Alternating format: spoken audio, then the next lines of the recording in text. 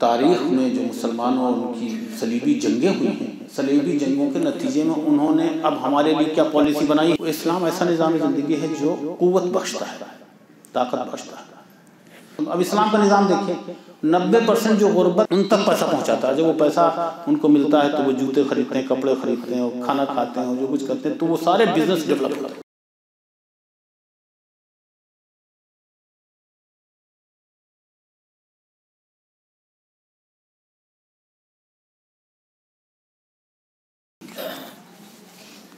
الحمدللہ رب العالمین، والصلاة والسلام علی رسولہ الکریم وعلی آلہ واصحابہ اجمعین الی یوم الدین، اما بعد۔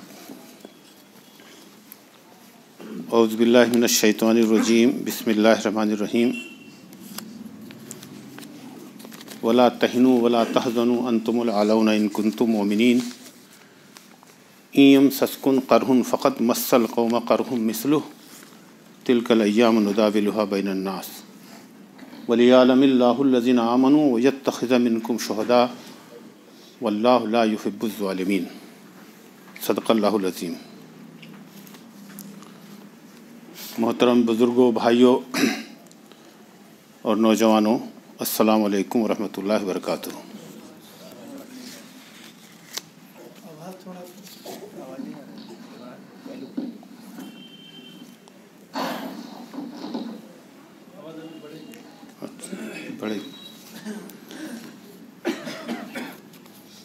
آزادی کے 75 سال اور ہماری ترجیحات، اس عنوان پر چند باتیں آپ کے سامنے ابھی پیش ہوں گی انشاءاللہ۔ اس سے قبل کہ میں اپنے گفتگو کا آغاز کروں، قرآن کریم کی جو آیات میں نے پڑھی ہیں اس میں اللہ تعالیٰ نے قوموں کے عروج زوال کی جو بنیادی اصول بیان کیے ہیں وہ بیان کرنا ضروری سمجھتا ہوں۔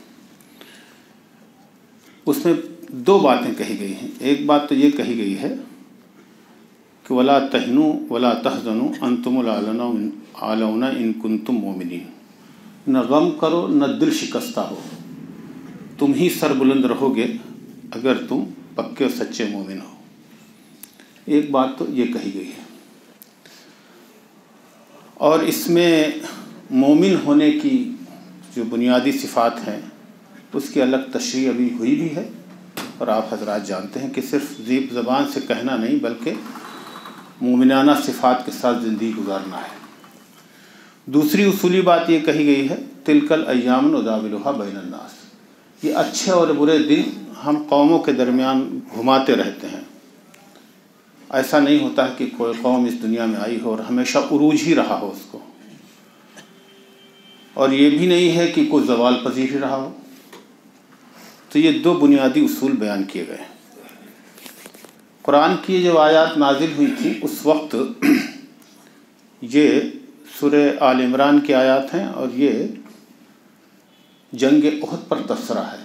جنگ احد آپ جانتے ہیں کہ مسلمانوں کو بہت نقصان پہنچا تھا، اور جیتی ہوئی بازی شکست میں تبدیل ہو گئی تھی، بعض اصحاب کرام کی بعض چوک کی وجہ سے، غلطی کی وجہ سے۔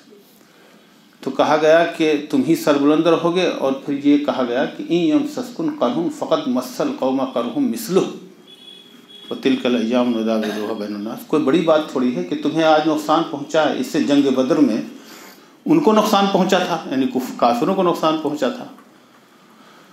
70 ان کے شہید ہوئے، 70 ان کے لوگ مارے گئے تھے، اور کافی بڑی تعداد میں لوگ قیدی بنائے گئے تھے، تو ان کو بھی نقصان پہنچ چکا ہے، تم دل شکستہ نہ ہو۔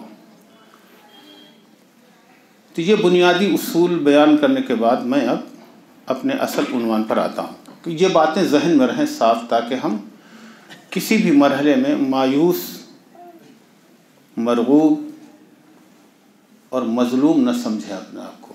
یہ وکٹم ہوڈ جو ہے یہ خود انسانوں کو بہت دل شکستہ کرتا ہے، اور دل شکستگی جو ہے یہ خود قوموں کو کمزور بناتی ہے۔ کسی بھی حالت میں کمزور نہیں ہونا ہے، طاقتور بنے رہنا ہے۔ اس کی روشنی میں اپنے اصل عنوان پر آتا ہوں۔ آزادی کے 75 سال ہمارے کیسے گزرے ہیں، یہ ایک بڑا عنوان ہے اور تھوڑے وقت میں اس کو بیان کرنا بہت مشکل کام ہے، بلکہ یہ ممکن نہیں ہے۔ اس لیے چند اشاروں میں کچھ باتیں میں عرض کروں گا، اور ان حالات میں جو ہمیں سبق ملتا ہے، ان حالات میں جو ہمارے لیے سبق آموز چیزیں ہیں، جو تنبیہات ہیں جن سے ہمیں انتباہ موجود ہوتا ہے، اس میں وہ بھی بیان کرنے کی کوشش کروں گا۔ آزادی کا جب ہم تصور کرتے ہیں اور 75 سال کا تذکرہ کرتے ہیں کہ 75 سال ہندوستان میں ہم نے کیسے گزارے ہیں، تو 75 سال کے اس کو ہم نے 3 ادوار میں تبدیل کیا ہے، 3 ادوار میں تقسیم کیا ہے، تاکہ باتیں ٹھیک سے ہم سمجھ سکیں کہ کن حالات سے ہم اس ملک میں گزرے ہیں۔ ایک دور تو وہ ہے جو آزادی سے لے کر ایمرجنسی کا دور ہے۔ آپ کو معلوم 1975 میں ایمرجنسی لگی تھی، یہ ایک دور تھا۔ اس دور کے بعد ہندوستان دوسرے دور میں داخل ہوا ہے، تو اس کی چند باتیں آپ کے سامنے پیش کی جائیں گی کہ ان کے اہم کیا واقعات پیش آئے تھے اور اس میں ہمارا کیا رول رہا تھا، امت مسلمہ کو کیا رول رہا تھا۔ اور دوسرا دور شروع ہوتا ہے ایمرجنسی سے لے کر بابری مسجد کی شہادت تک۔ تو بابری مسجد کی شہادت تک کیا صورتحال پیش آئی تھی، اس میں کیا ڈیولپمنٹس ہوئے تھے، کیا نئے رجحانات پیدا ہوئے تھے، اور کس کو کامیابی ملی تھی اور کون ناکام ہوا تھا۔ کچھ سیاسی طور پر بھی کچھ باتیں آئیں گی۔ اور تیسرے دور کو میں نے تقسیم کیا ہے بابری مسجد کی شہادت کے بعد تاحال آج تک ہمارے کیا حالات ہیں اور ہم نے کیا کھویا ہے اور کیا پایا ہے۔ اور چوتھی بات میری گفتگو کی یہ ہوگی کہ اب ہمیں ان حالات میں کیا کرنا چاہیے۔ سب سے بڑا سوال یہی ہے کہ آج بہت سارے لوگ مسائل تو ہم بیان کرتے ہیں، لیکن ان کا حل کیا ہے، اور حل بھی وہ اسلامی حل، پائیدار حل کیا ہو سکتا ہے، وہ کون سا ہے، اس پر کچھ باتیں عرض کروں گا۔ تو 4 مرحلوں میں میری گفتگو ہوگی۔ جب ہم آزادی کی بات کرتے ہیں تو آزادی کے بعد جو ڈیولپمنٹ ہوئے ہیں ان کا بھی ہلکا سا تذکرہ آئے گا، اس لیے کہ پارٹیشن ہوا تھا۔ ملک صرف آزادی نہیں ہوا تھا بلکہ ملک 2 حصوں میں تقسیم بھی ہوا تھا۔ وہ تقسیم بڑی المناک، بہت دردناک داستان ہے، اس پر بہت سی کتابیں لکھی گئی ہیں، خاک و خون میں مل کر وہ بنا تھا۔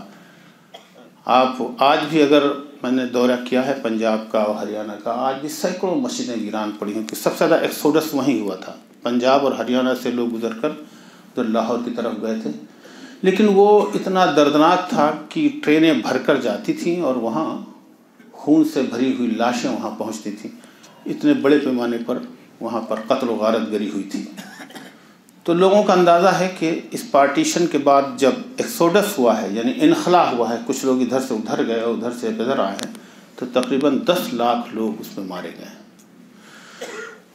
جو لوگ مر گئے تو وہ مر گئے، لیکن جو لوگ زندہ رہ گئے تھے اور وہ اس دوران پکڑ لیا تھا، خاص طور پر عورتوں کو پکڑ لیا تھا، ان کی زندگیاں جو کتابوں میں ملتی ہیں یا جو ہمیں سننے کو ملتی ہیں، جو اس وقت کے لوگ موجود تھے، وہ بڑی المناک اور دردناک اور دل کو دہلا دینے والی ہیں۔ خواتین کو پکڑ لیتے تھے، جو مل جاتا تھا اس کو پکڑتے تھے۔ ادھر بھی دونوں طرف اس صورتحال کی ایک بات بتائی نہیں جا سکتی کہ کیا ہوا، لیکن دونوں طرف بہت صورتحال ویسی تھی۔ نوجوان بچیوں کو پکڑ لیتے تھے۔ تو ایک خاک و خون سے گزر کر یہ ہوا تھا۔ میں صرف ایک واقعہ اس کے لیے سناتا ہوں کہ ایمان افروز بھی ہے وہ واقعہ، سچا واقعہ بھی ہے۔ جن صاحب نے اپنی آنکھوں سے دیکھا ہے وہ بیان کرنا ضروری سمجھتا ہے، کن حالات سے ہم گزر کر آزادی کے ہمیں ملی تھی۔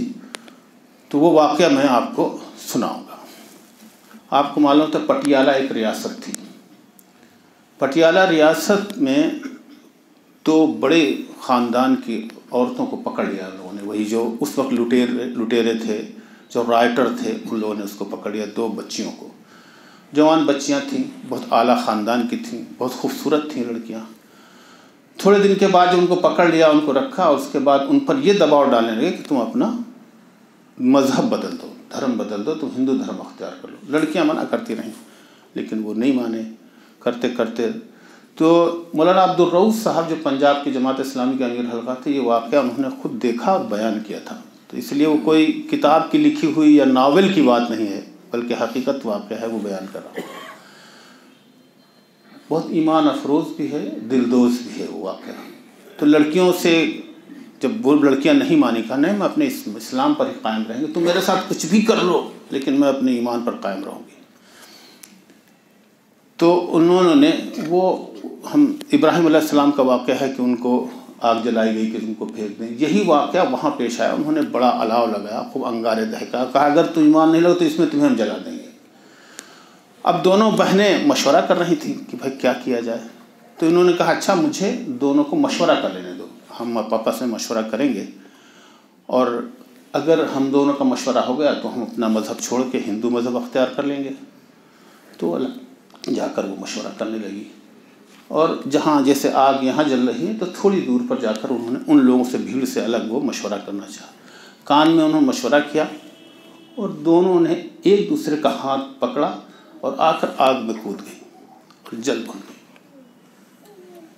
یہ ایمان افروز واقعات جو اس طرح کے پیش آئے، مولانا عبدالرؤف بیان کرتے ہیں کہ انبیاء علیہ السلام کی، ابراہیم علیہ السلام کی یاد تازہ کر دی۔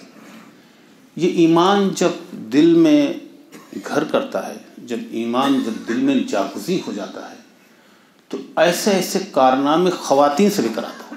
یہاں یہ بات واقعہ میں نے اس لیے بیان کیا ہے کہ کسی بھی صورت میں مسلمان کو جو حوصلہ ایمان دیتا ہے اس کا کوئی بدل نہیں ہے۔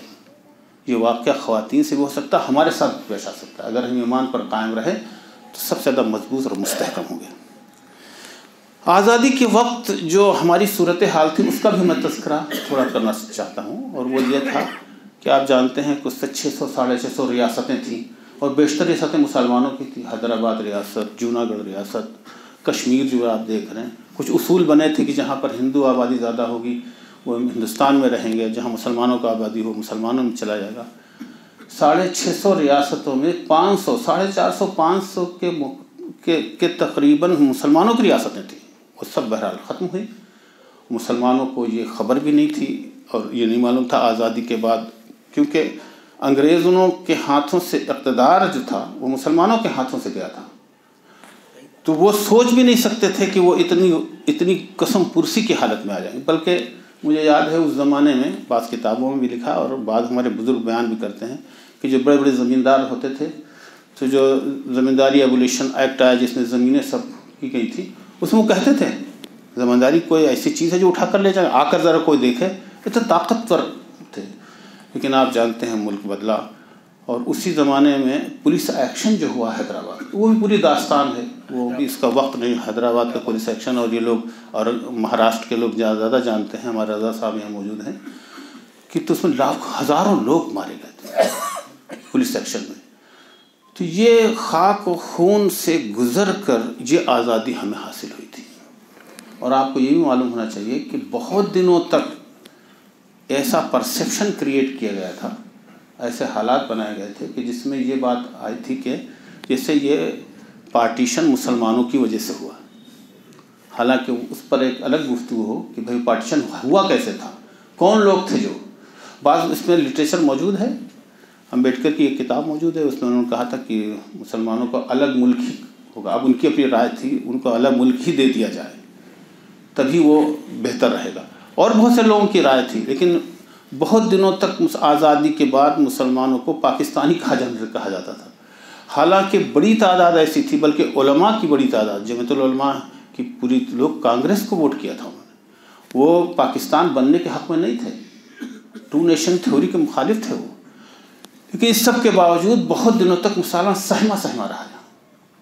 تو آپ دیکھیے 1947 سے لے کر اور 75 تک تو میں نے اس دور کیا ہے، اس 75 میں پوری آپ کو کہ جیسے اپنی جو قوت اس کی تھی، ملت اسلامیہ کی جو قوت، وہ اس پورے ماحول میں دبی سی رہی، بلکہ خوف کی کیفیت رہی، وہ احساس جرم کے ساتھ رہے، وہ اچھے سے 15 سے 20 سال تک احساس جرم کا، جیسے میری وجہ سے پاکستان بن گیا اور لوگ یہی الزام بھی لگایا جانے لگا۔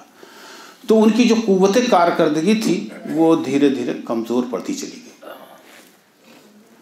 اس میں ایک مسئلہ اور جو آیا جس نے بہت نقصان پہنچایا، اور وہ تھا مسئلہ کشمیر۔ مسئلہ کشمیر سے بھی بہت نقصان پہنچا ہے۔ اگر یہ مسئلہ حل کر کے انگریز یہاں سے جاتا تو شاید اتنی ہیٹریٹ، اتنی نفرت اور اتنا خون خرابہ نہ ہوتا۔ اب تک خود کشمیر میں لاکھوں لوگ، لاکھوں نوجوان اب تک شہید ہو چکے ہیں۔ اب ان کی ایک الگ ہسٹری ہے اور الگ اپنا پرسیپشن ہے، اس پر میں زیادہ گفتگو نہیں کرنا چاہتا۔ تو لیکن ایک واقعہ اور پیش آیا 1971 کا واقعہ، وہ بھی امت مسلمہ پر بھی اس نے اثرات چھوڑے اور اس ملک پر بھی اثرات ڈالے، اور مسلمانوں کی نفسیات پر بھی بہت اس کا اثر پڑا تھا۔ وہ تھا بنگلہ دیش کا بننا۔ بنگلہ دیش کا بننا بھی ایک بڑا واقعہ تھا، اور اس سے جو کچھ اثرات پڑے تو اس کو جانے دیجیے۔ ایک اثر یہ ضرور ہوا کہ اس وقت کی حکمراں اندرا گاندھی کو لوگ درگا ماتا کہنے لگے، اور کہتے کہ ان کی وجہ سے یہ بڑا کارنامہ انجام پایا۔ اور ان کا وہ جیسے ڈیموکریسی سے ڈکٹیٹرشپ کی طرف بڑھنا ہوتا ہے، تو ڈکٹیٹرشپ کی طرف بڑھی، اور پھر ایمرجنسی انہوں نے لگائی۔ تو یہ دور جو تھا مسلمانوں کے لیے جیسے لڑکھڑا کر اور مضبوط ہونا ہوتا ہے نا، لڑکھڑاتے رہے مسلمان، اور غربت اور افلاس کا بھی شکار ہوئے، احساس جرم بھی ان کو رہا، ان کو الزام بھی ٹھہرایا گیا۔ تو یہ دور پورا جو قریب 20-22 سال ہوئے، 47 میں ملک آزاد ہوا ہے، 71 تک ہوا، اور 75 میں ایمرجنسی لگی ہے۔ اس سے مسلمانوں کی بہت کارکردگی سامنے نظر نہیں، کیونکہ یہ کہ قوموں کے عروج اور زوال کی اگر کہانی پڑھیں گے تو قوموں کے عروج میں بھی وقت لگتا ہے اور زوال بھی دھیرے دھیرے آتا ہے۔ بہت دنوں تک تو وہ خوش فہمی میں رہے، لیکن اس کے فوراً بعد پولیس ایکشن کے بعد خاص طور پر مسلمان بہت مایوس ہونا شروع ہوئے، اور مایوسی اتنی ہماگیر تھی کہ لوگ جو ہے کھڑے ہو کر بات بھی نہیں، بڑے بڑے لیڈرز ہمارے، مولانا آزاد کے بارے میں لوگوں نے لکھا ہے کہ مولانا ایجوکیشن منسٹر سب سے پہلے بنے تھے وہ، لیکن مولانا آزاد بھی اپنے جو ان کی قوت تھی، جو ان کا مرتبہ اور مقام تھا، تو کچھ کر نہیں سکے۔ بہت سارے لوگ ان پر الزام رکھتے ہیں کہ مولانا آزاد ایجوکیشن منسٹر رہے تھے تو بہت کچھ کر سکتے تھے، لیکن حالات اس طرح تھے کہ وہ سامنے آ کر بات بھی نہیں کر سکتے تھے۔ اور پھر اس کے بعد جو ہماری لیڈرشپ ڈیولپ ہوئی مسلمانوں کے اندر، وہ کوئی بڑی لیڈرشپ نہیں تھی، اس وقت میں مایوسی کا شکار تھے۔ تو یہ ایک ایمرجنسی تک ہماری صورتحال یہ رہی کہ ہم بہت مایوسی کے دور سے گزرے ہیں۔ ایمرجنسی آپ جانتے ہیں کہ لگی تھی اسی لیے کہ اس ملک میں لوگ کہتے ہیں کہ ڈیموکریسی پسند نہیں تھی، اور بنگلہ دیش بننے کے بعد اتنی طاقتور ہو گئی تھی کہ انہوں نے ایمرجنسی لگا کر یہ پیغام دیا تھا کہ وہ ڈکٹیٹرشپ کی طرف بڑھا رہا ہے، لیکن یہ ملک کھڑا ہوا اور ایک ٹوٹل ریولوشن کی آواز اٹھائی گئی، JP موومنٹ کھڑا ہوا، اور اس کے بعد پھر وہ اندرا گاندھی الیکشن میں ہار گئیں، اور پھر یہاں جنتا پارٹی کی حکومت آئی۔ یہاں سے ایک دوسرا دور شروع ہوتا ہے، اور اس دور میں اور تمام پارٹیوں نے مل کر حکومت بنائی، لیکن وہ بہت دنوں تک 2-2.25 سال تک چلی، اس کے بعد نہیں چل سکی، اور پھر مختلف لوگوں نے مختلف گروپ تشکیل دیے۔ اس گروپ سے ایک اور پارٹی یعنی جنتا پارٹی کے پیٹ سے، جنتا پارٹی کے شکم سے ایک دوسری جماعت نکل کر آئی، اس کو آج کل ہم BJP کہتے ہیں۔ اس کا نکلنا ایک دوسرے دور میں شروع ہونا تھا۔ آپ کو معلوم ہے اس نکلتے ہی اسی وقت سے یہ کمیونلزم شروع ہوا، فرقہ پرستی کا دور شروع ہوتا ہے۔ سیکنڈ دور جو ہے وہ فرقہ پرستی کا دور ہے۔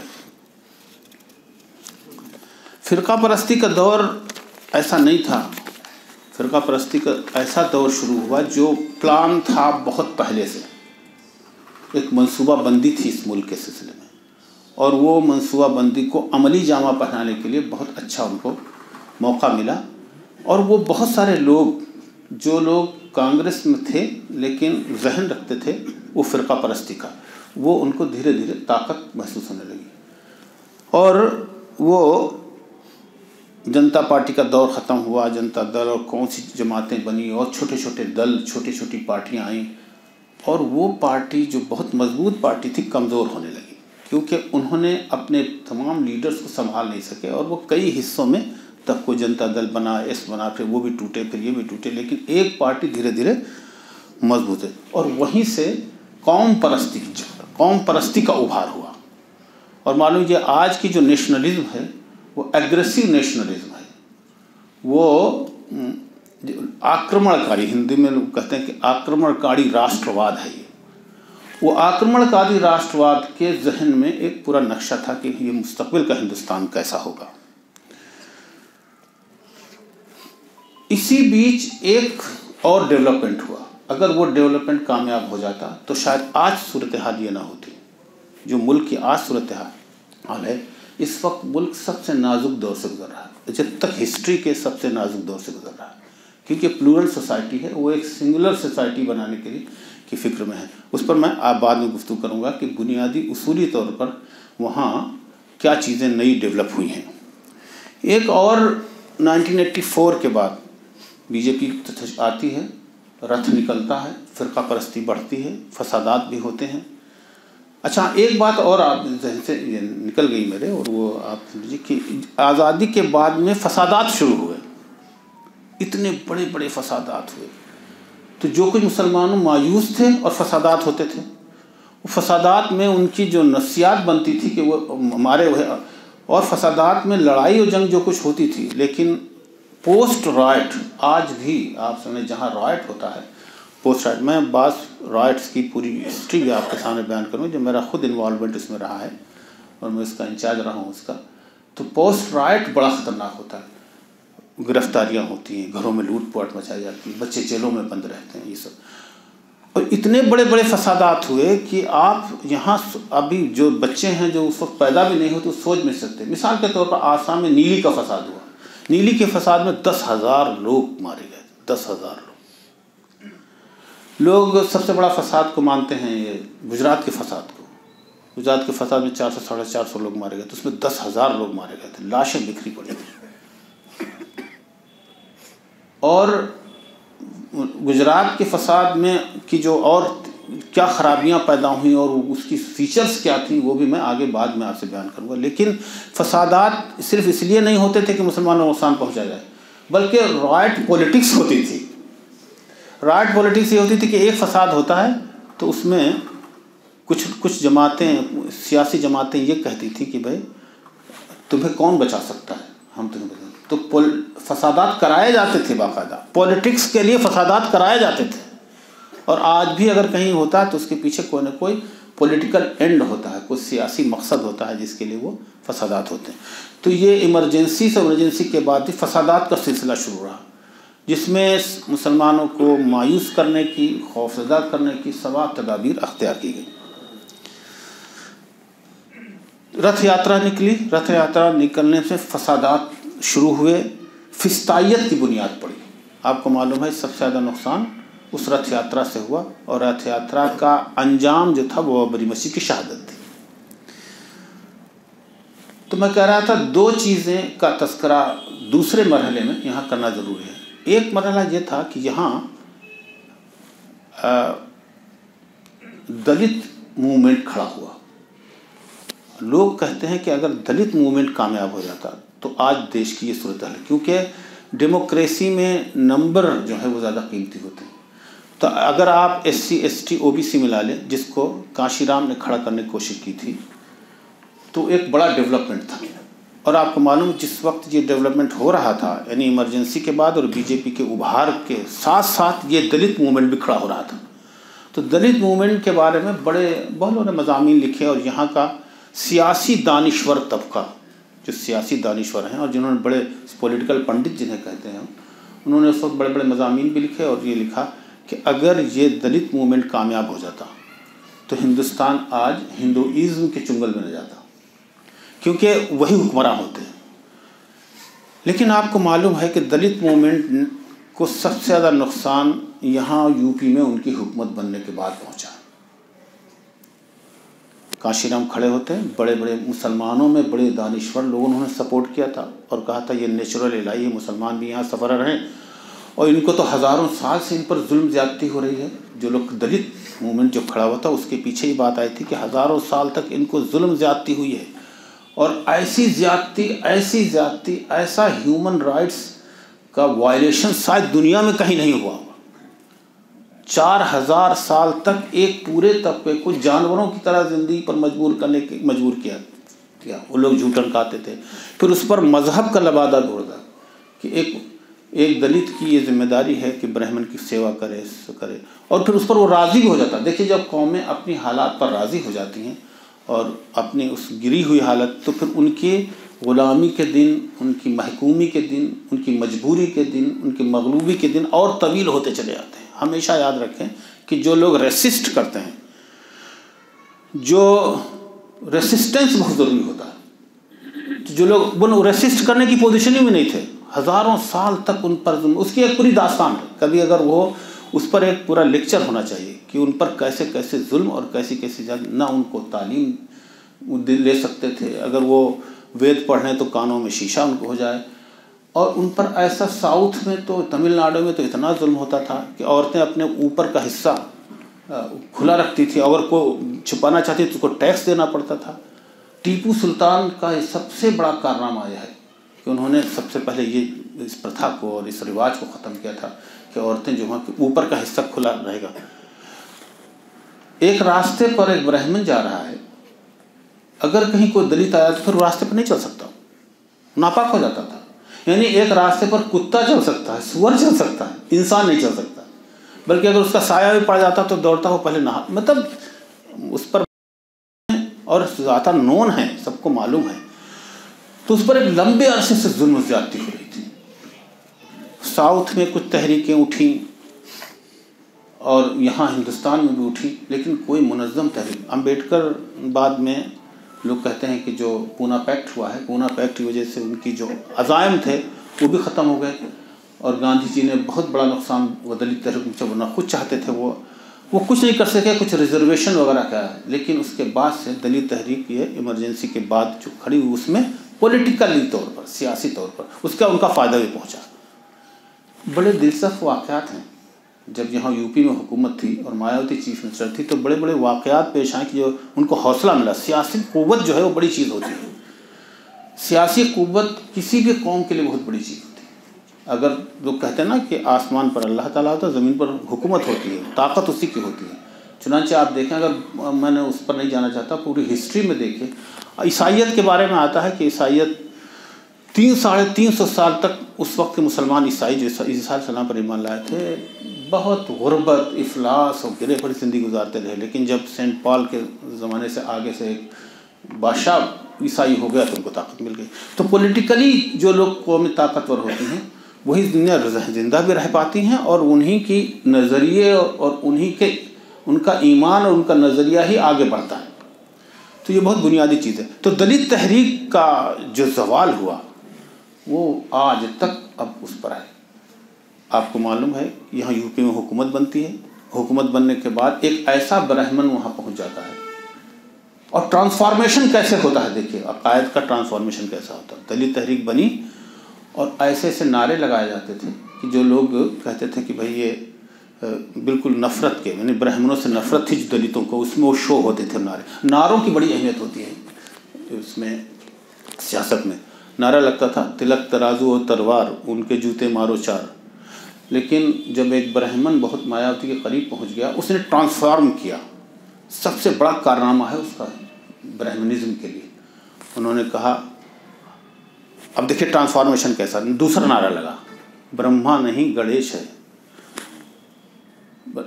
ہاتھی نہیں گڑیش ہے، برہما وشنو مہیش ہے. کہاں دشمنی پر تھا، برہمن دشمنی پر پوری تحریک کھڑی تھی. کہاں پر انہوں نے، اور پھر مسلم اور دلتوں کی جو کہتے تھے نیچرل الائز ہے، ان پر بھی ظلم زیادتی ہوئی ہے اور ان پر ہوئی ہے، تو ہم مل کر کریں گے. دلت تحریک ختم ہو گئی.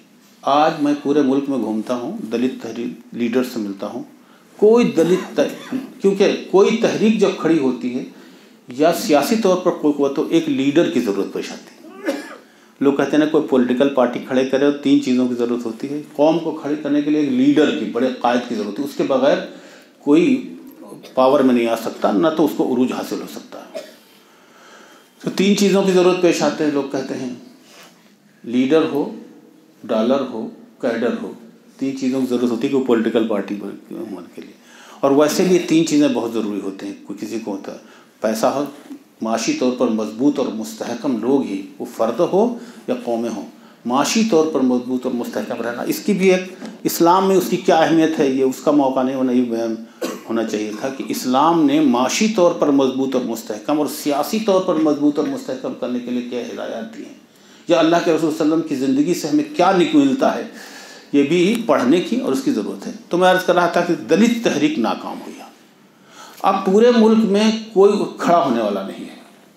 ہر لیڈر اپنے طور پر کھڑا ہوتا ہے, کوئی یونائٹ کرنے والا نہیں ہے. ابھی دلی میں ایک بڑے لیڈر سے میری ملاقات تھی, انہوں نے کہا میرا کام یہی ہوگا کہ جتنے چھوٹے موٹے دلت لیڈرس ہیں ان کو اکٹھا کیا جائے.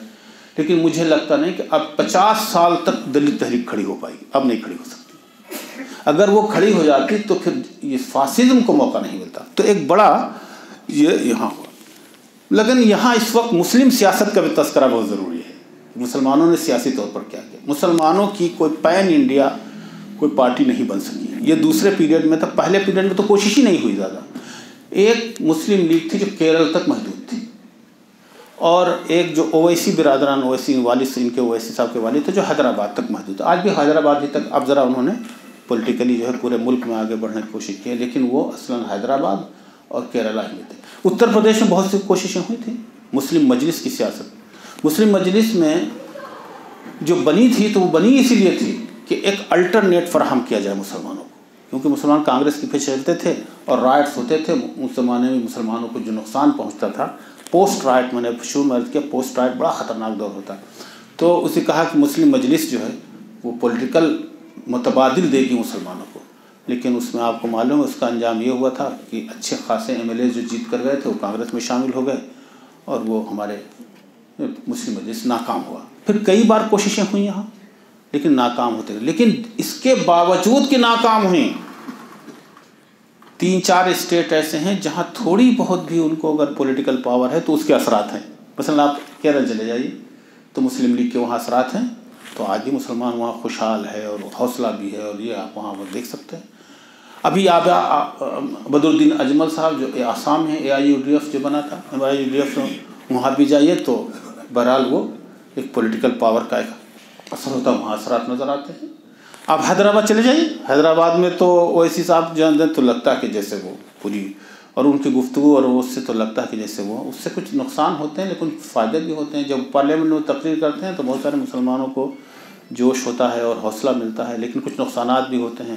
پولرائزڈ ہوتی ہے سوسائٹی. بہت سارے لوگ یہی کہتے ہیں کہ ان کے بیانوں سے جہاں ایک طرف ہمیں مسلمانوں کو حوصلہ ملتا ہے, وہاں سوسائٹی پولرائزڈ ہوتی ہے, اور ان کو بنیاد بنا کر جو ہے ہندو سوسائٹی جو ہے اپنے آپ کو کرتی کہ دیکھو یہ لوگ ایسے ہیں. تو بہرحال اب اس پر میں گفتگو نہیں کرتا. ایک اور جو رجحان, اصل میں کسی ملک کی سیاست کو سمجھنے کے لیے کیا رجحانات پیدا ہو رہے ہیں ان کو دیکھنا بہت ضروری ہوتا ہے. یہ جو سیکنڈ دور تھا, فرسٹ دور میں تیاری ان کی رہے گی, لیکن سیکنڈ دور میں یعنی ایمرجنسی سے لے کر بابری مسجد کی شہادت تک ہندو گورو کی بات زیادہ ہونے لگی, فخر کی, ہندو گورو. اور گورو جو ہے وہ کہ یہ ہماری 1000 سالہ تاریخ ہے, یہاں ہم ہیں, ہماری کلچر, ہماری تہذیب, ہمارا نیشنلزم, یہ نئی چیزیں جو یہاں ملک میں پیدا ہوئیں اس نے بہت زیادہ یونائٹ کیا اس کو, اور وہ یونائٹ جو ہوا منفی بنیادوں پر ہوا. لیکن اس کے پیچھے سب سے زیادہ جو چیز پیدا کی گئی وہ ہیٹ پیدا کی, نفرت پیدا کی گئی, یعنی نفرت کی دیوار کھڑی کی گئی. اور 2 لوگوں پر سب سے زیادہ, ویسے لوگ تو کہتے ہیں کہ جو RSS کا جو نشانہ ہے اس میں مسلمان ہیں, عیسائی ہیں, کمیونسٹ ہیں. یہ 3 لوگ ان کے خاص طور پر ہیں. عیسائیوں پر بھی ظلم زیادتیاں ہونا شروع ہوئی تھی, لیکن چونکہ وہ ایک عالمی سطح پر, اب دیکھیں ہم میں اور ان میں بہت بنیادی فرق. بہت سارے لوگ جو ہے جس فرق کو اگر محسوس نہیں کرتے ہیں تو اسٹریٹجی بناتے وقت تھوڑی غلط رخ پر ہم جاتے ہیں. عیسائیوں اور مسلمانوں میں فرق اب اس وقت یہ ہے بنیادی طور پر کہ عالمی سطح پر عیسائی دنیا بہت طاقتور ہے, تو اگر کہیں کسی پر ظلم ہوتا ہے تو پریشر بنتا ہے, اور عالمی سطح پر مسلمان بہت کمزور ہیں. चुनाचे अब थोड़े ताकतवर होना शुरू हुए हैं, तो उसके असरात भी आप देख रहे हैं। अब बाकायदा हुक्मरान जमात, हुक्मरान सियासी जमात मुसलमानों को बुलाकर बात भी करना चाहते हैं। ख़ास तौर से ये जो अभी कतर में वो हुआ है फीफा फुटबॉल का मैच, उसके बाद से कुछ बहुत अच्छे असरात हुए हैं। कई डेवलपमेंट आलमी सतह पर हुए हैं, अफ़गानों का हुकूमत बनाना और ये होना, और दूसरे माशी तौर पर मजबूत और मुस्तहकम होना, गल्फ़ का बहुत मजबूत होना, ये बहुत सारे डेवलपमेंट हुए जिसके से इनका, लेकिन आलमी सतह पर अब भी ईसाई दुनिया ही ताकतवर है और उन्हीं की पॉलिसी चलती है।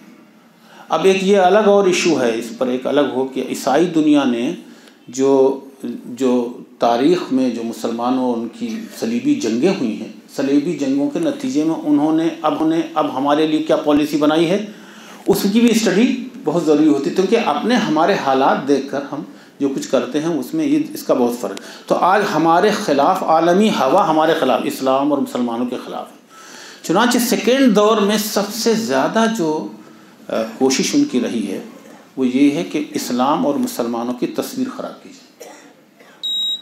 चुनांचे वो सिलसिला वहाँ से शुरू हुआ था, इस्लाम और तारीख़, और उनको मजबूती मिलती थी आलमी सतह पर।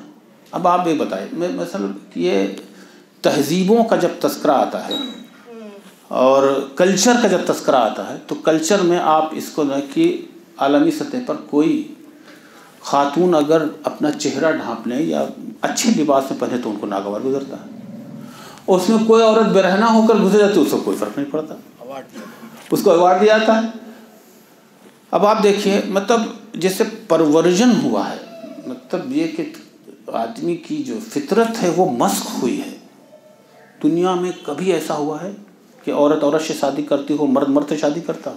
हमारे यहाँ मर्द मर्द से शादी के लिए कानून बनाया जा रहा है। अभी अखबारों में 2-3 दिन से आप देखें तो चाहते लीगलाइज की जाए वो शादी जो मर्द मर्द करता है, जो यानी ये उसकी ख़राबी, उसकी शनाअत पर कोई तस्करा नहीं हो रहा है, बल्कि ये हो रहा है कि औरतें बुर्का क्यों पहन रही हैं, औरतें अपने लिबास क्यों ठीक से पहन रही हैं। यानी आप देखें, जो लोग अपनी तहज़ीब पर फ़ख्र करते हैं, हालांकि अब लोग ये कहते हैं कि मगरिब कोई तहज़ीब ही नहीं है मगरिब का, क्योंकि मगरिब की तहज़ीब कोई बुनियाद नहीं है। इसलिए नहीं है कि मगरिब आया ही वजूद में है इस मज़हब को कुचलने के बाद। उनकी सबसे चर्च से लड़ाई थी, तो चर्च को शिकस्त देने के बाद वो लोग वजूद में आए हैं जिसको मगरिबी तहज़ीब कहते हैं, जो उसको असल बहुत बुनियाद, क्योंकि कौमों की और मिल्लतों की जो बुनियाद होती है वो आसमानी हिदायत पर होती है। तो जहाँ जहाँ आसमानी हिदायत से गाफिल हैं लोग, वहाँ इस तरह की चीज़ें आ रही। ये वो दौर था अच्छा, हिंदुस्तान में जो कुछ मुसलमानों पर होता है ये उनको वहाँ से हौसला मिलता है। आप तज़ादात देखिए, मैं ज़रा वो तज़ादात देखिए कि मतलब क्या है। तज़ादात ये है कि हिंदुस्तान में बिलियंस ऑफ डॉलर उन लोगों के ज़रिए आते हैं जो लोग गल्फ़ में काम करते हैं, सऊदी अरब में काम करते हैं, बड़ी बड़ी पोस्ट, बिलियंस ऑफ डॉलर। यानी हिंदुस्तान अगर मजबूत हुआ है सर्विस सेक्टर में, क्योंकि मैन्युफैक्चरिंग सेक्टर में तो बहुत कमज़ोर हो गया, फैक्ट्रियाँ बंद हो रही और चाइना उस पर हावी हो गया। अब ये भी इन हालात को भी हमें सामने रखना होगा। लेकिन जो लोग मजबूती आ रही है वो सर्विस सेक्टर से आ रही है। आपको मालूम, जो हमारी GDP है उसमें बड़ा पूरा करते हैं जो सर्विस सेक्टर से लोग आते हैं, बिलियंस ऑफ डॉलर वहाँ से कमा कर लाते हैं और इसराइल को फेवर करते हैं। मतलब दुनिया में कहीं ऐसा होता है? इसराइल हमारा दोस्त है हमारे मुल्क का, और उनसे दुश्मनी है जहाँ से हमारी मजबूती आती है। तो ये सेकेंड दौर जो था, जो बाबरी मस्जिद की शहादत तक, उसमें ये सब चीज़ें नई चीज़ें पैदा हो गया। बाबरी मस्जिद का जो शहादत हुई है, इस पर मुसलमानों पर नफ्सियाती असर बहुत गहरा पड़ा, और उससे ज़्यादा असर थर्ड दौर में जब फैसला हुआ कि यहाँ मंदिर बनाया जाए, तो उस पर ज़्यादा और असर हुआ। अब मैं थर्ड दौर में इसलिए आ जा रहा हूँ कि जो कैफियत इस वक्त मुसलमानों की है, उसमें बाबरी मस्जिद के बाद और सेंटर में बीजेपी की हुकूमत बनने के बाद मुसलमानों का असल ट्रायल, असल दुश्वारी और मुश्किल शुरू होती है। फसादात होते थे, हम मारते थे, लेकिन उस हौसला नहीं टूटता था। इसके बाद से स्ट्रेटजी बदली है। अब स्ट्रेटजी देखिए कैसे बदली है। मंदिर निर्माण का फैसला होता है, उसके बाद लिंचिंग शुरू होती है। اس کے بعد لڑکے لڑکیاں پیار کرتے ہیں، ہندو مسلمان، مسلمان ہندو کرتے ہیں، لیکن اس کو لو جہاد کا نام دیا گیا۔ مطلب کوئی موقع ایسا ملا، ایسے بہت سارے چیزیں ہمارے سامنے آئیں گے۔ تو اس کے بعد کیا ہوا کہ اس سے مسلمانوں کا حوصلہ ٹوٹنے لگا۔ آپ دیکھتے ہیں جو لنچنگ ہوتی ہے، یا آج بھی جب کسی اس کو مارتے ہیں، مطلب اس کے ویڈیو بھی دیتے ہیں۔ لنچنگ کیا ہوتی ہے؟ ایک کمزور سا مسلمان ہوتا ہے اور کچھ ہندو لوگ آتے ہیں موٹے موٹے ڈنڈوں سے اس کو تب تک مارتے رہتے ہیں جب تک اس کا انتقال نہیں ہو جاتا۔ اس کے بعد پھر اس کا ویڈیو سرکولیٹ کیا جاتا ہے۔ اچھا، یہ اسٹریٹجی بدلتی رہتی ہے، کبھی لنچنگ ہوتی ہے، کبھی کروولٹی کے نام پر لوگ کہا جاتا ہے کہ بہت کرول ہوتے ہیں۔ ابھی آپ دیکھیں 2 واقعات جو بھی پیش آئے، کہ آفتاب کا واقعہ پیش آیا ہے، اور اس سے پہلے وہ جو 2 لڑکوں نے اہانت رسول پر سر جو کاٹ دیا تھا۔ پورے یعنی RSS کے چیف نے، بھاگوت نے اعلان کیا کرولٹی نہیں چلے گی، لیکن ابھی آپ 1 ہفتے کے اندر دیکھیں کہ کیسی کیسی کرولٹی ہوئی ہے۔ ایک لڑکی کو 12 کلومیٹر تک گھسیٹ تک لے جانا، اور کتنے لوگ جلایا جانا، سب کاٹا جانا، وہ سب کچھ ہو رہا ہے ملک میں۔ لیکن اگر ایک واقعہ یہاں پیش آتا جس کا نام اگر کوئی آفتاب ہوتا ہے یا کچھ ہوتا ہے تو الگ، وہ بھی ہم اسلام اس کو پسند نہیں، اس کو انڈورس نہیں کرتا، اسلام اس کو انڈورس نہیں کرتا، لیکن اس میں اس کو اٹھایا جاتا ہے۔ تو مسلمانوں کے لیے ایک دوسری اسٹریٹجی بنی ہے، 2 اسٹریٹجی خاص طور پر انہوں نے بنائی ہے، اور جس کے اثرات پولیٹیکلی اب لوگ کہتے ہیں شاید 40-50 سال تک رہیں گے یہاں حکومت پر، انہی کی حکومت رہے گی۔ ایک تو وہی بات جو میں نے پہلے کہی کہ دلتوں کو یہاں پر، دلت موومنٹ یا OBC کا موومنٹ یہاں نہ چلنے دیا جائے، بلکہ ان کو بھی ہندوائز کیا جائے۔ ہندوائز تو بہت ساری ذاتیں جو OBC کے ذاتیں وہ ہندوائز ہوں، وہ BJP کو ووٹ کرتی ہیں۔ تو ایک ڈیولپمنٹ یہ ہوا۔ مسلمانوں کے لیے ڈیولپمنٹ یہ کیا گیا کہ یہ ڈرے اور سہمے رہیں۔ بلڈوزر چلے، بلڈوزر کا تذکرہ بھی یہاں اس میں بھی آیا ہے درس قرآن میں، بلڈوزر چلا دیا جائے۔ کسی کا آپ کسی کا مکان تو گرا ہی نہیں سکتے، لیکن سب کچھ اس میں روا رکھا گیا۔ اس کی صرف بلڈوزر ہو یا آپ کی مارنا ہو یا لنچنگ ہو یا ان کے اسلام پر یا مسلمانوں پر اللہ کے رسول کی اہانت ہو، یہ سب پورے کو اگر واقعات کو دیکھیں گے، ہم پورا تذکرہ نہیں کریں تو اس میں بہت بنیادی چیز یہ ہے کہ اس مسلمانوں کو احساس کمتری میں مبتلا کیا جائے، خوف میں مبتلا کیا جائے۔ تو ایک جنگ ہے، ایک جنگ وہ ہوتی ہے جو بندوق سے لڑی جاتی ہے، تلوار سے لڑی جاتی ہے، ایک جنگ وہ ہے جو نفسیاتی جنگ لڑی جاتی ہے۔ نفسیاتی جنگ اس سے زیادہ خطرناک ہوتی ہے جو بندوق سے اور رائٹ سے لڑی جاتی ہے۔ اس میں کیا ہوتا ہے، پوری قوم جو ہے شکست خوردگی کا شکار ہو جاتی ہے۔ میں کچھ نہیں کر سکتا، میرے بس کا کچھ نہیں ہے۔ میں آگے ابھی یہ بتاؤں گا کہ آپ کے اسٹرینتھ کیا ہے، میں اسے ذرا تفصیل سے بتاؤں گا کہ اسٹرینتھ ہماری کیا، طاقت کیا ہے، وہ اس سے بالکل الگ ہے۔ یہ قوموں کی زندگی میں سب سے زیادہ ڈارک، سب سے زیادہ سیاہ باب اگر کوئی ہوتا ہے، سب سے خطرناک ہوتا ہے وہ کوئی قوم وکٹم ہوڈ کا شکار ہو جائے اور شکست خوردہ ہو جائے، یعنی میں کچھ نہیں کر سکتا۔ اچھا، تاریخ اٹھا کر بھی دیکھیں، تاریخ میں بہت ساری مثالیں ملتی ہیں جس میں جب کوئی قوم شکست خوردگی ہو جاتی ہے تو وہ بالکل اس کی جو توانائی ہوتی ہے، اس کی جو انرجی ہوتی ہے وہ بھی ضائع ہو جاتی ہے اور اس کو ریسسٹنس کے لیے نہیں لا سکتے۔ مثال کے طور پر آپ دیکھیں تاریخ میں جو آپ دیکھیں تو وہ اس میں تاتاریوں کا دور ہوتا ہے۔ تاتاریوں میں آپ کو معلوم ہے کہ بغداد کی اینٹ سینٹ بجاتی تھی، اس میں بھی اس کی بھی ایک پوری تاریخ ہے۔ ہماری اپنی داخلی کمزوری تھی، وہاں کے سیکریٹری نے خود ابن القمی نے ان کو بلایا، یہ پوری اس تاریخ میں بیان نہیں، لیکن جو کچھ ہوا وہ یہ تھا کہ بغداد کی اینٹ سینٹ بجا دی تھی، اور بغداد میں لوگ کہتے ہیں 2 لاکھ لوگ مارے گئے تھے، اور دجلہ کا پانی پہلے لال ہوا پھر کالا ہو گیا تھا۔ لال اس لیے ہوا تھا کہ بڑے پیمانے پر خون خرابی ہوئی تھی، اور پورا بغداد سناٹا ہو گیا تھا، خاموش ہو گیا تھا۔ تو انہوں نے کبھی اذان کہلواتے تھے، کچھ لوگ نکل آئے ان کو قتل کرتے۔ قتل ایسا نہیں ہوا تھا، بار بار قتل، بار بار جو بھی ملتا تھا۔ اور اس کے بعد وہ دجلہ کا پانی بلیک ہو گیا تھا، کالا ہو گیا تھا۔ وہ اس لیے ہوا تھا کہ علمی سرمایہ، بغداد اس وقت مہذب، جیسے آج نیو یارک ہو یا واشنگٹن ہو، ایسے بغداد اس وقت حالت تھی۔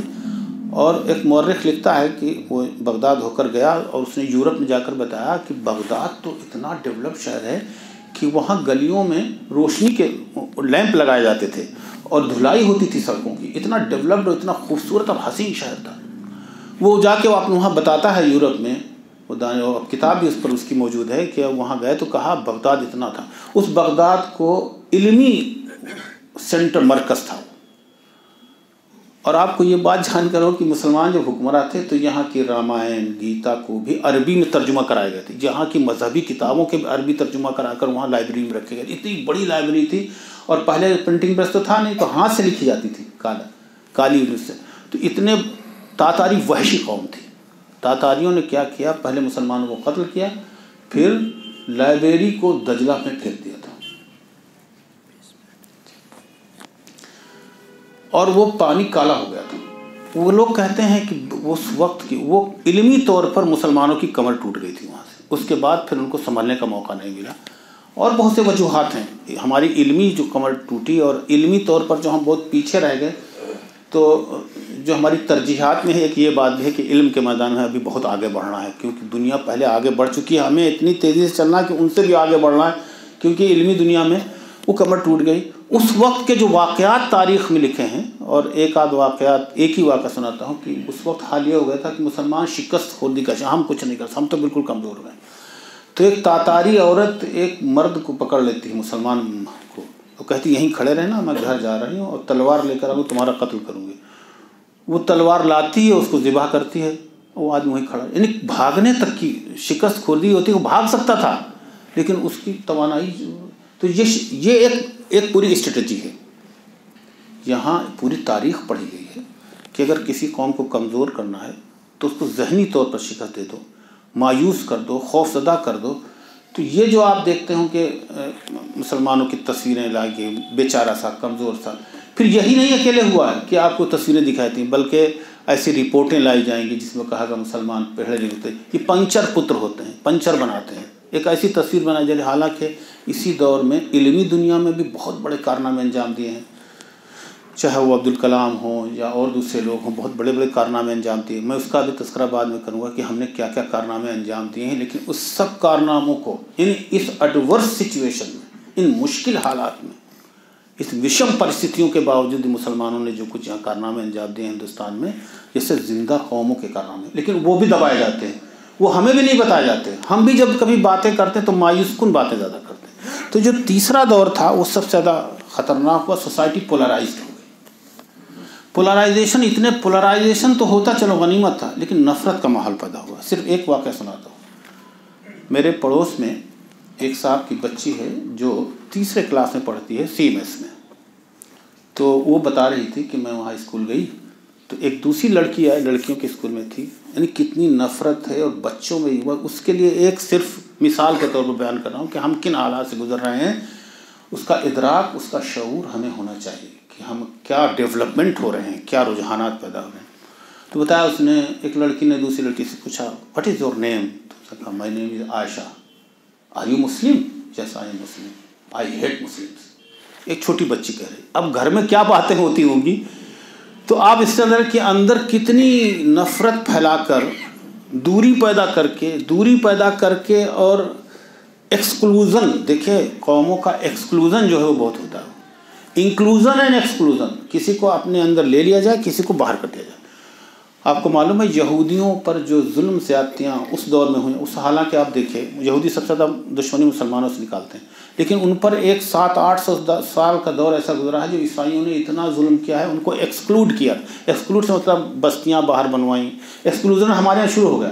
کسی ایسی بستی میں ہمیں مکان نہیں ملتا، وہاں کوئی رہنے نہیں دیتا. کالونیوں میں جہاں ہندو وہ کہتے ہیں کہ تو ہم یہاں مکان نہیں دیں گے، کرائے پہ مکان. یہ پالیسی پوری یہودیوں کے لیے تھی اور ایکسٹریم پاورٹی میں رہتے تھے وہ لوگ. اور اس زمانے میں جس پر عیسائی دنیا، یہودی دنیا پر بہت ظلم زیادتی کر رہی تھی، جو یہودی اسلامی ممالک میں تھے بڑے آرام سے رہتے تھے اور وہیں ان کو پورا گویا شیلٹر حاصل تھا. تو جہاں ایکسکلوژن کی پالیسی ہے، ہیٹ کی پالیسی ہے، کسی طرح سے الگ تھلگ کر دیا جائے، جو قوموں کو الگ تھلگ کر دیا جاتا ہے ان کو میں نہیں لایا جاتا ہے بیچ میں، تو وہ ایک بڑی خطرناک سچویشن میں ہوتے ہیں. تو وقت، آپ ظاہر سی بات ہے میں نے پہلے شروعات کی 75 سال کو 1 گھنٹے میں بیان نہیں کیا سکتا، اس کے لیے بہت سا وقت چاہیے. تو میں اب اپنی جو گفتگو میں بیان کرنی تھی اس کے علاوہ میں اب یہ بیان کرنے کی کوشش کروں گا کہ مسلمانوں کا کیا کارنامہ یہاں انجام دیا ہے۔ مسلمانوں نے جو ہمیں دیکھیے، دنیا میں وہی لوگ کامیاب رہتے ہیں جو دو چیزیں جانتے ہوں۔ کسی دانا کا قول ہے کہ دو چیزیں جس کو معلوم ہیں تو وہ بہت بڑا آدمی ہوتا ہے، اور غربت، افلاس، نامساعد حالات، وشم پرستیاں اس کا کچھ بگاڑ نہیں سکتی ہیں اگر وہ دو صفات اس کے اندر پیدا ہوں۔ تو وہ کہتے ہیں کہ ایک ہے خود شناسی، آدمی اپنے آپ کو جانے کیا ہے، اس کی کیا قوتیں ہیں، کیا اسٹرینتھ ہے، کیا ویکنس ہے اس کو جاننا چاہیے۔ آدمی بہت کچھ غور کرتا ہے، اپنے اوپر غور نہیں کرتا۔ ہمارے محمد فاروق خان صاحب ہیں، بہت بڑے وہ رائٹر ہیں لیکن شاعر بھی ہیں۔ انہوں نے کہا آدمی کو تنہائی میں اپنے اوپر غور کرنا چاہیے، وہ جب وہ ہو کہ میں اس کی اسٹرینتھ کیا تھا۔ آدمی بہت کم وقت اس کو ملتا ہے کہ اپنے اوپر غور کرتا ہے، اس کی صلاحیتیں کیا ہیں، وہ کیا کر سکتا ہے۔ بہت سے امکانات ہوتے ہیں، ایک شخصیت میں بڑی پاسبلٹیز ہوتی ہیں، لیکن غور کرنے کی ہوتی ہے کہ ہم کیا کر سکتے ہیں۔ اور ایسی بے شمار مثالیں۔ تو کہتے ہیں کہ ایک تو خود شناسی بہت بڑی چیز ہے، اسے معلوم ہونا چاہیے کہ ہم بحیثیت ملت کیا ہیں اور بحیثیت فرد ہم کیا کچھ کر سکتے ہیں۔ تو کہتے ہیں کہیں ایسا نہ ہو، اچھا دور، اپنے سے دور رہتا آدمی دوسروں سے قریب رہتا، اس کا کیا ہے، وہ کیا کچھ کر سکتا ہے وہ تو نہیں معلوم ہوتا۔ تو وہ کہتے ہیں کہیں ایسا نہ ہو خود دور میں اپنے سے ہو جاؤں، میری ہستی کے ہنگاموں میں کچھ تنہائیاں رکھ دو۔ تنہائی میں غور فکر کرنے کے بعد اپنی جو اس کے پاس قوتیں اور انرجیز ہیں اس کا ادراک اور شعور ہو، تاکہ ان کا استعمال کر کے وہ بلندیوں کو حاصل کر سکے۔ اور مومن کا تو یہ ہے کہ وہ بلند ہی دیکھتا ہے، بلندیوں پر ہی اس کی نظر رہتی ہے، طاقت اور قوت پر ہی نظر رکھتا ہے۔ یہ عقیدہ اور ایمان بہت بڑی چیز ہے۔ تو کہا دوسری چیز ہے خدا شناسی، خود شناسی اور خدا شناسی، اللہ کو بھی پہچانے۔ ابھی پورا درس قرآن جو ہوا تھا وہ اس کا اگر خلاصہ کو بیان کرے تو یہ ہے کہ اللہ کو پہچان جائے، اللہ کو پہچان لو، آخرت کو بھی پہچانے، اللہ کو بھی پہچانے۔ اللہ طاقت والا ہے، ہماری پشت پر ہے، مومن ہوں گے تو وہ ہماری پشت پر ہوگا۔ یہ اتنا قوت پہنچاتا ہے۔ میں ایک مثالیں دے کر آپ کو بتاؤں گا کہ یہ عقیدہ اور ایمان جو ہے آدمی کو کتنی قوت پہنچاتا ہے، کتنی طاقت پہنچاتا ہے، ہم سوچ بھی نہیں سکتے۔ تو مسلمانوں کی جو اسٹرینتھ ہے وہ عقیدہ اور ایمان ہے۔ اب اس پر پوری تقریر ہو سکتی ہے کہ عقیدہ کیا ہے، ایمان کیا ہے۔ میں تقریر نہیں کروں گا، صرف ایک مثال دیتا ہوں۔ میں نے اس ہندوستان میں جو فسادات ہوئے ہیں، 4 فسادات ایسے ہیں جس کا میں جماعت اسلامی کی طرف سے انچارج تھا۔ ایک فساد تو ابھی دلی میں جو ہوا تھا، نارتھ ایسٹ ڈلہی میں، پھر جہانگیر پوری کے فساد، پھر مظفر نگر کا فساد، میں انچارج تھا۔ میں نے فسادات کو بہت قریب سے دیکھا ہے۔ اور گجرات کا فساد میں نے ڈائریکٹ تو نہیں دیکھا، لیکن وہاں ہمارے شفیع مدنی صاحب تھے، دیکھ رہے تھے، ان سے بہت تعلق رہا ہے۔ ایک واقعہ میں سناتا ہوں کہ عقیدہ ایمان کیا چیز ہوتی ہے۔ ایک خاتون، آپ کو معلوم ہے 2,500 سے 3,000 لوگ گجرات کے فساد میں شہید ہوئے تھے۔ اس میں کچھ لوگ ایسے بھی تھے کہ جن کا بیٹا مر گیا، بہو مر گئی، کوئی اکیلی خاتون زندہ رہی۔ ایک ایسی خاتون کا واقعہ ہے۔ آپ کیا ہے کہ وہ خاتون کے بیٹا مر گیا، بہو مر گئی، ایک پوتا زندہ رہ گیا، دادی زندہ رہ گئی اور پوتا زندہ رہ گیا، اور ان کا گھر بھی گرا دیا۔ گھر تو وہ پہلے گراتے تھے، توڑتے تھے، یہ کرتے تھے، سب گرا دیا۔ تو وہ ایک آدھ مہینہ گزرنے کے بعد اسی ملبے پر وہ آ کے انہوں نے چھوٹی سی جھوپڑی بنا لی، وہ کو ریلیف ورک وہاں پہنچنے لگا۔ تو وہ وہاں بچے کے لیے کھانا، جرنلسٹ نے لکھی ہے بات، اور وہ اخباروں میں موجود تھی، میں نے اخبار میں دیکھا تھا۔ بعد میں ان سے میں نے کہا کہ یہ واقعہ واقعی ہوا ہے کیا؟ تو وہ جاتے ہیں لوگ انٹرویو لینے کے لیے، بھائی تمہیں کیسا لگ رہا ہے؟ نہیں کہتے جرنلسٹ آج کل کے ٹی وی جرنلسٹ زیادہ جاتے ہیں۔ تو اس خاتون کے پاس گئے، اس سے پوچھا اماں تمہیں کیسا لگ رہا؟ تو اب وہ چولہے پر ایسے جیسے چولہا بناتے ہیں، اینٹوں کا رکھ کے توا رواتے ہیں، نیچے آگ جل رہی، وہ روٹی اپنے پوتے کے لیے بنا رہے ہیں۔ تو اس سے پوچھا تمہارا سب کچھ ہو گیا، تمہارا بیٹا مر گیا، بہو مر گئی، یہ بتا تمہیں کیسا لگ رہا ہے؟ تو اس نے جو جواب ہے وہ سننے والا ہے۔ انہوں نے کہا کہ اللہ کی مرضی، اس کو یہی منظور تھا، اور ہم زندہ ہیں، اس کی مرضی تھی کہ ہم زندہ رہیں اور اپنے پوتے کی پرورش کریں، شاید اس کی یہی مرضی تھی۔ اب وہ ششدر رہ گیا کہ پورا گھر تباہ برباد، وہ خاتون ایسی باتیں کر۔ دیکھیے عقیدہ اور ایمان ہے، ایمان کی قوت کو آپ کم سمجھتے ہیں کیا؟ تو پھر وہ اس نے اور سوالات کیے تو پھر وہ اریٹیٹ ہو گئیں وہ خاتون. انہوں نے کہا کہ آپ جائیے یہاں سے, مجھے اپنے پوتے کے لیے روٹی بنانی ہے, مجھے پریشان نہ کیجیے, جو کچھ ہوتا جو نہ ہو گیا, اور آگے جو کچھ آگا وہ اللہ کی مرضی سے ہوگا. اس نے وہ لکھی, اور جو آگے اس نے لکھا وہ سننے والا ہے. اس نے جو کچھ آگے لکھا ہے جرنلسٹ نے وہ سننے والا ہے اور ریکارڈ پر موجود ہے. اس نے کہا اس قوم کو یعنی مسلمانوں کو کوئی شکست نہیں دے سکتا. یہ کوئی دوسری مخلوق ہے, یہ انسان نہیں ہے, یہ کوئی دوسری مخلوق ہے. سب کچھ لٹ جانے کے بعد اتنا حوصلہ ایک خاتون کے اندر, تو یہ عقیدہ اور ایمان جو ہے وہ بہت بڑی چیز. آج بھی آپ دیکھیے, میں ادھر نارتھ ایسٹ کا جو فسادات ہوا تھا اور مظفر نگر کے فسادات میں میرے سامنے ایسے سے واقعات, یعنی گھر میں ماں کو جلا دیا, 53 لوگ مارے گئے تھے دلی کے فساد میں, جس میں 43 سے 44 مسلمان تھے. تو اس میں, اور وہ کہتا ہے بھائی ماں کا انتقال ہو گیا, لیکن وہ کھڑے ہوئے ہیں اپنے اس پر.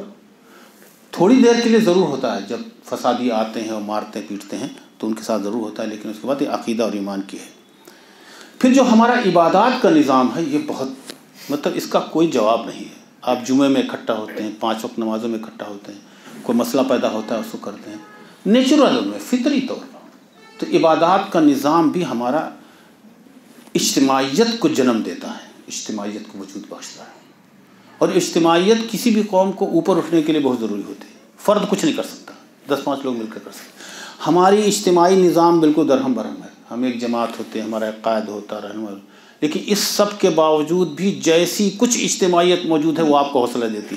چنانچہ آپ دیکھیں باطل سے مراد آپ اشارہ سمجھ گئے ہوں گے, وہ لوگ جو ہمیں مٹانا چاہتے ہیں بہت کوششوں کے باوجود ہمارا کچھ بگاڑ نہیں سکے ابھی تک. ابھی ہمارا حوصلہ نہیں چھوٹا, وہ ہماری اجتماعیت ہے. ایک بات ہوتی ہے, چنانچہ آپ یقین نہیں کریں گے کہ جہاں جہاں فسادات ہوئے ہیں, میں وہاں گیا ہوں, خاص طور پہ جن فسادات میں میری ذمہ داری تھی وہاں گیا ہوں, تو فسادات کے 6 مہینے کے اندر وہاں کی صورت. ابھی جو دلی کا فساد ہوا تو جب پہنچا تھا تیسرے دن دھواں اٹھ رہا تھا اور سب, لیکن 6 مہینے بعد جو ہم نے کام شروع کیا, جس کا جو شہید ہو گیا تو اس کو تو واپس نہیں لایا جا سکتا. جس کی دکان جلی تھی اس کے پورے دکان ہم نے ویسے بنوائی. جس کا مکان ٹوٹ گیا تھا مکان اس سے بہتر بنایا. جماعت اسلامی اور دوسری جماعتوں نے مل کر بہتر بنایا, اور بہتر ہی نہیں بنا, اس سے اچھا بنایا. اور آپ یقین نہیں کریں گے, اب آپ وہاں جائیں تو آپ کو لگے گا نہیں یہاں کوئی فساد. اور یہ عالمی ملت ہے, ملکی سطح اور عالمی سطح. کوئی امریکہ سے چلا رہا, کوئی کیرل سے چلا رہا, کچھ لوگ اپنے آپ پیسہ دے رہے ہیں. یعنی جس کا اگر 10,000 کا نقصان ہوا تھا تو اس کو کم سے کم 2 لاکھ روپے ملے ہوں گے. اور ایک آدمی بھی ایسا نہیں ہے, خود جمع ہم نے تو اس وقت میں سروے کرایا خود اپنے طور پر, دوسرے لوگوں نے بھی کیا, لیکن ہم نے کہا تھا کہ ایک آدمی ہمیں کوئی بتا دے جو اس میں افیکٹ ہوا ہو اور اس کو ہم نے مدد نہ کی. خدمت خلق کا جو تصور ہے اسلام میں, ایک آدمی ایسا نہیں تھا جس کی مدد نہ کی گئی ہو. اور پوری دنیا میں وہاں کے جو غیر مسلم, ہم نے غیر مسلموں کی مدد کی, وہ دیکھ کے حیران ہوتے تھے.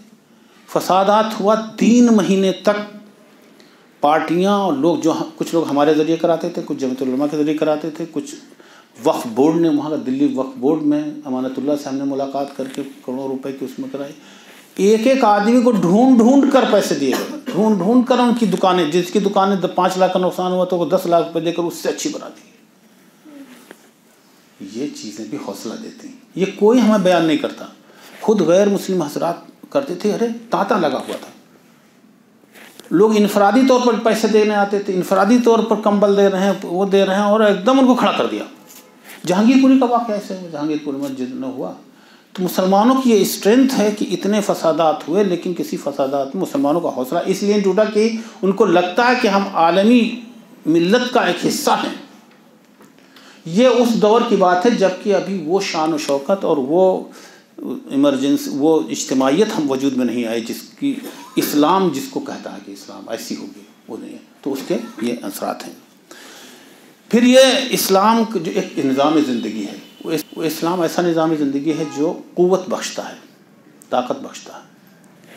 معاشرے میں سب لوگ ذہین نہیں ہو سکتے ہیں, سب انجینئر اور ڈاکٹر نہیں بن سکتے ہیں, سب بہت بڑے بزنس نہیں بن سکتے ہیں, لیکن زکوٰۃ اور صدقات کا نظام نیچے تک جاتا ہے. اور یہ زکوٰۃ و صدقات قرآن نے کہا بھی ہے کہ یہ ہم زکوٰۃ و صدقات اور وہ جو چیزیں ہیں وہ اس لیے ہیں تاکہ پیسہ جو ہے ایک جگہ نہ گھومتا رہے، بڑے اس میں جھوکتے نہ رہے، بلکہ وہ پورے اس معاشرے میں جائے۔ چنانچہ اکنامکس کا بہت بنیادی اصول یہ ہے منی سرکولیشن میں رہے، خاص طور سے نیچے طبقہ جو، اگر آج کی اکنومی کی سب سے بڑی خرابی یہ ہے کہ وہ کچھ چند لوگوں کے ہاتھوں میں دولت آ گئی۔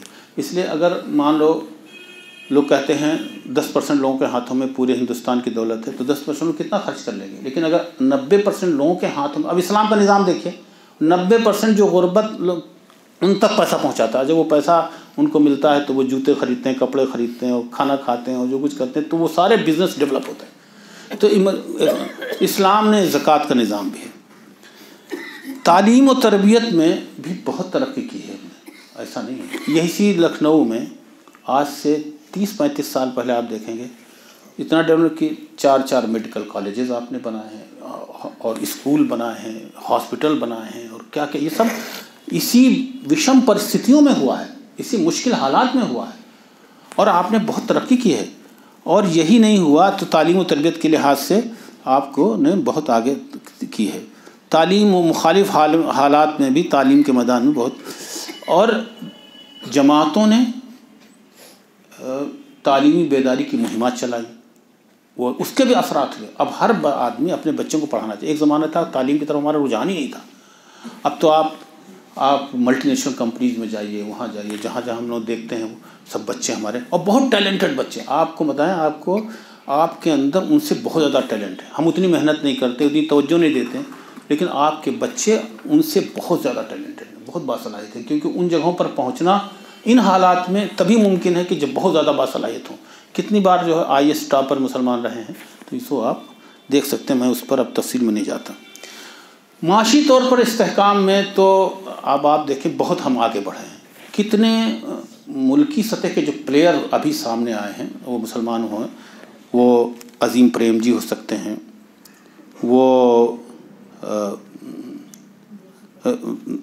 مطلب یہ کہ لولو مال آپ بہت مشہور ہے تو اس کا بھی ایک دیا جا سکتا ہے، عظیم پریم جی، سپلا والے بھی ہیں، پھر یہ اس کے مطلب ہمالیہ گروپ والے فاروق صاحب سے ہم لوگوں کی بہت گہری ملاقات وہیں رہتے ہیں دلی میں، تو ہمالیہ مطلب ایک اچھے، یہ تو وہ بڑے لوگ ہیں جن کا ہم نام لے رہے ہیں، لیکن نیچے کی سطح پر بھی ہمارے لوگ اٹھے، کتنے ریئل اسٹیٹ میں ہمارے لوگ آگے بڑھے ہیں۔ تو ایک قوت اور معاشی طور پر مضبوط ہے۔ یہ جو ہمارے اندر یہ آیا کہ غربت زدہ ہیں اور یہ ہیں پنچر پتر ہیں، یہ پنچر بناتے ہیں، یہ پورا پرسیپشن بنایا جاتا ہے کہ تاکہ وہی نفسیاتی جنگ میں کہ ایک قوم کو بالکل مایوس کر دے۔ تو ہم بہت آگے بڑھے ہیں، ہماری کارکردگی بڑھا ہے، خدمت خلق کا جذبہ بڑھا ہے۔ 2-3 چیزیں ہیں، ایوکشن آسام میں ایوکشن ہوا، اور یہاں ابھی ہلدوانی میں جو کچھ ہوا ہے تو سپریم کورٹ کی لگ گئی۔ ایسے واقعات بہت ہو رہے ہیں کہ پوری بستیوں کو نکالا جائے، وہاں پر بھی ہوتا ہے۔ تو میں اب چیزوں کو چھوڑ دیتا ہوں، 3 منٹ انہوں نے کہا تھا، بس آگے کی بات 2-3 باتیں عرض کر کے اپنی بات ختم کرتا ہوں کہ اب ہمارے لیے کرنا ہمیں کیا چاہیے۔ سب سے پہلے تو ہمیں اپنی حیثیت کا شعور ہو، ہم ایک اعلیٰ مقصد رکھنے والی مشنری قوم ہے۔ اعلیٰ مقصد جو جن لوگوں کا ہوتا ہے وہ چھوٹی موٹی چیزوں میں دھیان نہیں دیتے ہیں، وہ اپنے مقصد پر دھیان رکھتے ہیں۔ ہمیں اللہ کی مرضی کو اس زمین پر جاری ساری کرنا ہے، قرآن کے مطابق اپنی زندگی سنوارنی ہے۔ اس کے لیے بعض کوالٹیز، بعض خصوصیات پیدا کرنے کی ضرورت ہے۔ اجتماعیت کو بہت اہمیت دینی ہے۔ ہر لوگ اپنے قائد چاہے لوکل سطح پر ہی بنائیں، لیکن اپنا ایک قائد ہو، انکسار ایثار ہمارے اندر موجود ہو، مشاورت ہو، مواخات، بھائی چارے کا احساس ہو۔ ایک چیزوں کمی آ رہی بہت ساری ہماری کہ ہم اپنے بھائیوں کے لیے وہ جذبہ جو ان کا خیر خواہی ہے، جذبہ خیر خواہی، وہ بہت ضروری ہے قوموں کے لیے۔ یہ سب چیزیں ہمارے محنت کا کیا جائے۔ ایک چیز میں کہہ کے اپنی بات کرتا ہوں کہ اجتماعیت کا جواب اجتماعیت ہوتا ہے، فرد کا جواب فرد ہوتا ہے۔ مثلا ایک قوم پورے اگر آپ کو بدنام کرنا چاہ رہی تو ان کا ایجنڈا یہ ہے کہ نفرت پھیلاؤ، تو ہمارا ایجنڈا ہو سکتا ہے کہ ہم محبت پھیلائیں، کیونکہ نفرت کے مقابلے میں نفرت پھیلائیں تو ان کا مقصد پورا ہوتا ہے۔ جب کبھی آپ دیکھیے کوئی آپ کو گالی دے رہا ہو، آپ بھی اس کو گالی دے، بات بڑھے گی۔ تو اس لیے قرآن میں کہا گیا نہیں کہ وہ تمہیں جو برا کہتا ہے تم اس کو بھلائی سے اس کا جواب دو. ہاں تو وہ ہمیں دینا چاہیے. اگر وہ نفرت کے لیے پیدا کر رہے ہیں تو ہم کچھ اس طرح کی چیزیں پیدا کر سکتے ہیں. جی مثال کے طور پر سدبھاونا منچز بنا سکتے ہیں، جیسے جماعت اسلامی نے بنایا کہ سدبھاونا منچز بنائے جائیں جہاں پر ان کو انسانی بنیادوں پر ایک جگہ، کیونکہ جیسے ہی آپ نفرت کا جواب دیتے ہیں ان کا مقصد پورا ہوتا ہے. تو اس سے بھی بچا جائے. کہیں ایف ڈی سے یا ان سے رابطے کا کوئی ذریعہ نکالا جائے. ہم نے دیکھا ہے کہ جو لوگ کسی فرد سے تعلق رکھتا ہے تو اجتماعی سازش کا شکار ذہن ہوتا ہے، وہ جب فرد سے آپ ملتے ہیں تو وہ بڑی آرام سے دور ہو جاتا ہے. چنانچہ آپ دیکھیں کچھ نہ کچھ کام کیا ہے ہم نے، اس کا نتیجہ یہ ہے کہ وہ ابھی اتنا کامیاب نہیں ہو سکے ہیں کہ وہ راستے نکلتے ہوئے کچھ کر سکتے ہیں، بلکہ ٹرینوں میں جاتے ہیں، آپ گھومتے پھرتے ہیں تو بہت زیادہ اس کے اثرات. ورنہ تو ایسا ماحول بنانے کی کوشش کی جا رہی ہے کہ مطلب ان کو کرمنلائز کیا جا رہا ہے، ان کا ڈیمونائز کیا جا رہا ہے. انگریزی کا ڈیمونائز یعنی ان کو اس طرح بنا دیا جیسے افغانستان کے لوگوں کو، طالبان کو ایسا ڈیمونائز کیا گیا جیسے ان کے خیر کا پہلو ہی نہیں اس کے اندر. چونکہ ان پر کوئی اگر وہاں واقعہ پیش آتا ہے یا کوئی تو لوگ کہتے ہیں، اخباروں کی جو ہیڈنگ دیکھے وہ کیسے دیتے ہیں کہ وہ مار دیا گیا اور یہ کر دیا اور اتنا ہو گیا. وہ سب لینگویج بدل گئی. آپ دیکھیں جب کسی قوم کے لیے زبان بدل جاتی ہے تو بڑا خطرناک ہوتا ہے. تو قوم بدل گئی. تو یہ سب ہمارے کرنے کی ضرورت ہے. میرا وقت ختم ہو گیا، میں نے 2-4-5 منٹ زیادہ لیے ہیں. اس پر بہت غور کرنے کی ضرورت ہے. ہمارا خیال ہے اس طرح کی نشستوں میں بھی، اور میں یہاں کے منتظمین کو بھی مبارکباد پیش کرتا ہوں کہ بھائی انہوں نے یہ عنوان رکھا اور اس پر ہم نے غور فکر کیا. یہ عنوان کو تقریر کا عنوان نہیں تھا بلکہ غور فکر کا اور حالات پر غور کرنے کا وقت تھا. آئیے اللہ تعالیٰ سے دعا کریں، اللہ تعالیٰ ان حالات سے ہمیں نکالے. ربنا آتنا فی الدنیا حسنہ وفی الآخرۃ حسنہ وقنا عذاب النار. ربنا ظلمنا انفسنا وان لم تغفر لنا وترحمنا لنكونن من الخاسرین. اللهم احسن عاقبتنا في الامور كلها واجرنا من خزي الدنيا وعذاب الاخرة. وصلى الله تعالى على خير خلقه محمد وآله وصحبه اجمعين برحمتك.